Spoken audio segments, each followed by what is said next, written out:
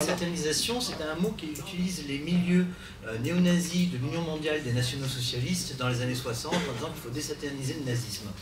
Alors on n'est pas là dans cette question-là, puisque bien évidemment, cette stratégie de normalisation dans la stratégie, normalisation dans la propagande, ne va pas jusqu'au dogme programmatique, puisque nul ne conteste aujourd'hui ouvertement au Front National, évidemment, le principe de la préférence nationale comme base du programme, sachant que le principe de la préférence nationale a cette particularité juridique que si vous voulez constitutionnaliser la préférence nationale, vous êtes obligé de faire sauter ce qu'on appelle le bloc de constitutionnalité sur lequel repose le droit en France, et c'est donc une option illibérale, qui consiste à dire que le droit tel qu'il a été inscrit en France n'existe plus. C'est ce qui fait la différence entre le Rassemblement national et tous les autres partis représentés à l'Assemblée nationale. Aucun autre parti politique en France ne conteste le bloc de constitutionnalité. C'est un petit argument juridique, mais c'est une question importante. Quand le Front National répond toujours, quand on lui dit qu'il n'est pas un parti républicain, dit toujours, et il a raison d'une certaine manière, c'est trop facile de dire ça, vous dites que c'est des valeurs, c'est éthéré, c'est pas défini, et vous dites qu'on n'en fait pas partie. Non, c'est une question de droit qui se base sur son programme, ça va lui faire évoluer son programme. Il y a néanmoins dans cette normalisation des choses qui sont en jeu.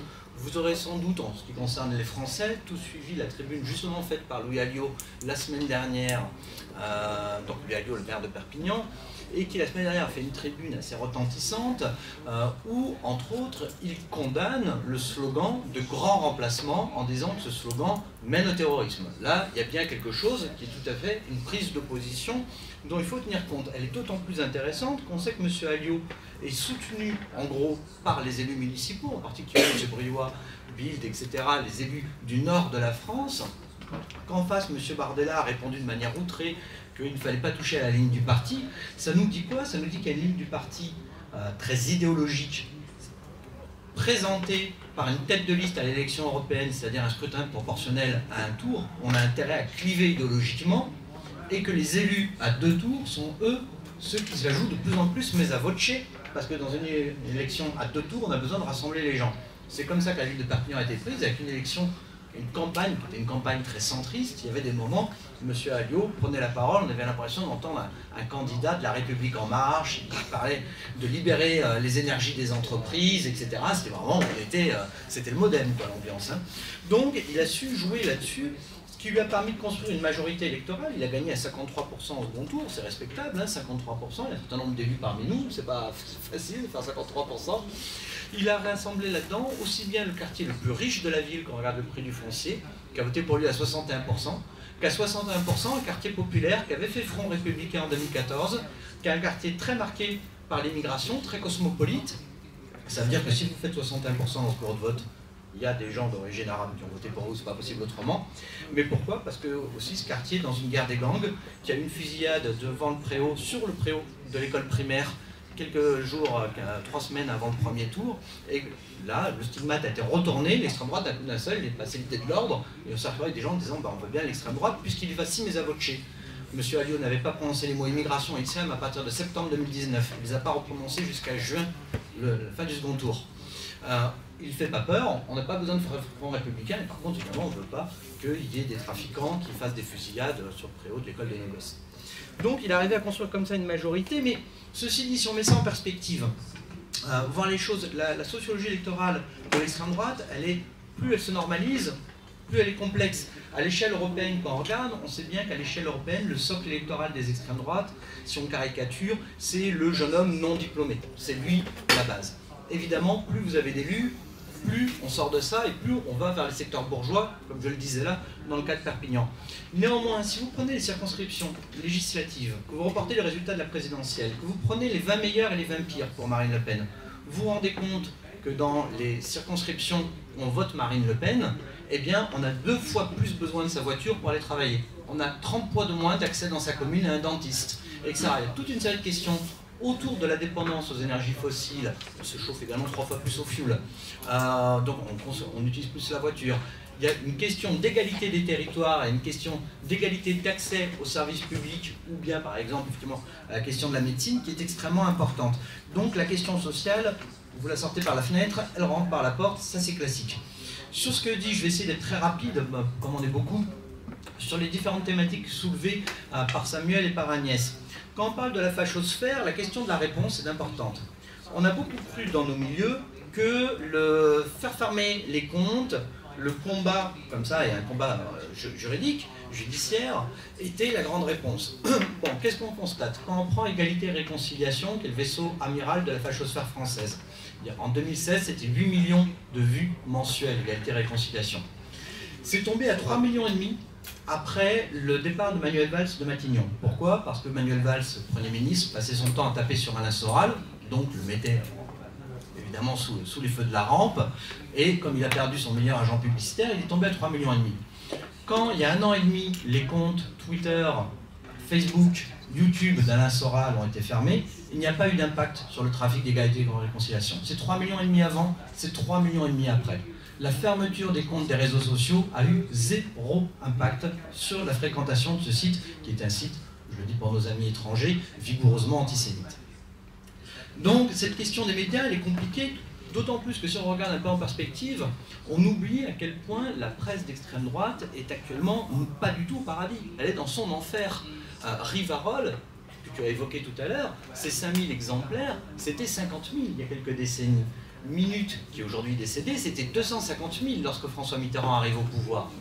Qu'est-ce qui s'est passé? Il y a eu un écroulement de la presse d'extrême droite à partir de 1984. Quand les gens ont pu mettre un bulletin de vote pour l'extrême droite, ils n'ont plus eu besoin d'aller chez le buraliste acheter un journal d'extrême droite. Il y a une espèce de panier de la ménagère, si vous voulez en penser en termes d'économie libérale. Vous avez besoin de la satisfaction d'exprimer votre rejet de la société multiethnique et multiculturelle, et il n'y a pas forcément tout ensemble. Et ça explique peut-être en partie les déboires de M. Zemmour. Qu'est-ce qui fait que l'extrême droite, je finis sur tes questions, apparaît, disparaît? Alors, en France, on a 2 cas d'écroulement de l'extrême droite qui ont existé. Je vous rappelle que l'extrême droite, il y a une période bénie, les élections législatives de 1967, l'extrême droite, c'est 0,9% des suffrages. On a pourtant, quand le général de Gaulle arrive au pouvoir en 1958, eu ce qu'on appelait la vague Poujade, 55 députés d'extrême droite. Il y en a 0 après. On revote, il y en a 0. Les problèmes des petits commerçants n'avaient pas disparu. Les problèmes des fiscaux soulevés par M. Poujade n'avaient pas disparu. Et la question de la guerre d'Algérie, le moins qu'on puisse dire, n'était pas encore résolue. Mais qu'est-ce qui s'est passé? M. de Gaulle, le général de Gaulle, représentait l'aspiration à l'ordre, à l'unité, à l'autorité, cette demande sociale qui s'était exprimée dans le mouvement Poujade, d'une manière plus conforme, plus crédible.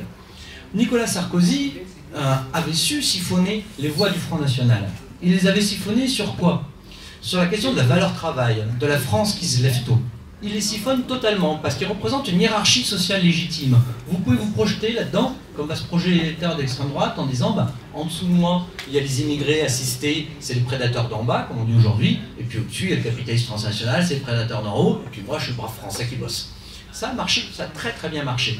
Quand Nicolas Sarkozy a voulu se faire réélire, et qu'il allait sur l'islam et sur l'identité, il a rendu ses voix au Front National. Et ça, c'est quelque chose qu'on avait observé, on n'est pas les seuls, avec Jean-Yves à l'échelle européenne, mais il y a eu d'autres politistes qui l'ont fait depuis sur d'autres terrains, etc. Ça marche toujours, la formule de François Duprat, qui est le responsable de la création du Front National, Congrès d'Ordre Nouveau de 1972, l'électeur préférera toujours l'original à la copie, fonctionne en sociologie électorale dans toute l'Europe. Si vous n'avez pas d'autonomie de votre offre politique, si vous allez sur les thèmes de l'adversaire, vous légitimez les transferts de vote, ça vaut pas que pour l'immigration, ça vaut pour l'écologie. On a vu de façon dont ELV a eu d'excellents scores aux élections européennes, après que le président de la République ait passé 6 mois à parler d'écologie. ELV était positionné avant sur ces thèmes, c'est elle qui a récupéré les voix. Donc ça, c'est des questions vraiment de règles de sociologie électorale. Cette question de l'autonomie de l'offre politique, elle est centrale.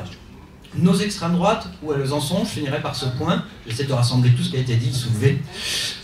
On est dans une phase particulière. Pourquoi? Extrême droite, dans notre langue, c'est une expression qui date des années 1820, ça fait 2 siècles. Politiquement, c'est une force politique qui existe dans notre vie politique depuis les années 1880, avec l'apparition du courant dit national populiste, qu'on représente aujourd'hui le Front National, Rassemblement National. Donc 1880, c'est un effet de la défaite contre l'Allemagne, l'apparition du national populisme. Vous le savez tous, le fascisme, lui, va apparaître en conséquence de la Première Guerre mondiale. Le nationalisme blanc, tel qu'il a frappé à Christchurch, tel qu'il a frappé à Pittsburgh, ce courant qui est en vogue aujourd'hui dans la radicalité de droite et qui est responsable de cette vague de violence, il commence à émerger en 1942, à l'intérieur de la Seconde Guerre mondiale. Le néopopulisme, le courant lancé par la Hollande, par M. Geert Wilders, qui a inspiré Marine Le Pen, qui a inspiré le FPE autrichien, etc. C'est un effet du 11 septembre 2001. Vous avez compris le jeu. À chaque fois que vous avez une crise géopolitique majeure, vous avez une mutation des extrêmes droites qui inventent une nouvelle formule politique pour refuser les étapes de la globalisation et répondre à ces crispations. La question, c'est dans la situation où on est, évidemment, est-ce qu'on est en cas de crise majeure? Est-ce que ça correspond à ce schéma depuis 2 siècles? Est-ce que la guerre en Ukraine, est-ce que l'urgence climatique, est-ce que tout ça, ça nous fait une crise majeure équivalente de ce qu'était la Première ou la Deuxième Guerre mondiale, etc., en choc sur les extrêmes droites? Ça, c'est une analyse politique. Ça dépend de chacun d'entre vous de savoir comment il porte un regard là-dessus et comment il analyse, et il n'y a pas de réponse qu'on puisse vous donner. Mais néanmoins, et comme ça j'aurais vraiment rassemblé tout ce que tu as dit, sur la question du comportement des extrêmes droites quand elles sont au pouvoir, bien voir que nos extrêmes droites actuelles, quand elles sont au pouvoir, tout simplement, très souvent, en Europe, c'est dans des formules de coalition où elles font quoi? Elles vont s'entendre avec d'autres partis, elles vont dealer la part sociale de leur programme contre une soumission aux politiques libérales en échange de mesures contre l'immigration et pour la fierté nationale, pour la culture nationale, qui s'assument, qui soient fiers, qui ne soient pas dans la repentance, etc. C'est totalement rationnel de leur part, elles ont complètement raison, puisque ce sont les premiers items pour lesquels votent leurs électeurs, et ce sont aussi leurs premiers objets idéologiques. Donc elles lâchent, bien évidemment, sur ce qui est pour elles moins important, les questions de mesures sociales qui participent de leur alchimie électorale, mais qui sont moins importantes, et elles viennent matcher pour des accords majoritaires sur une type de ligne qui est en fait une ethnicisation du libéralisme, si on veut caricaturer un contre. Merci.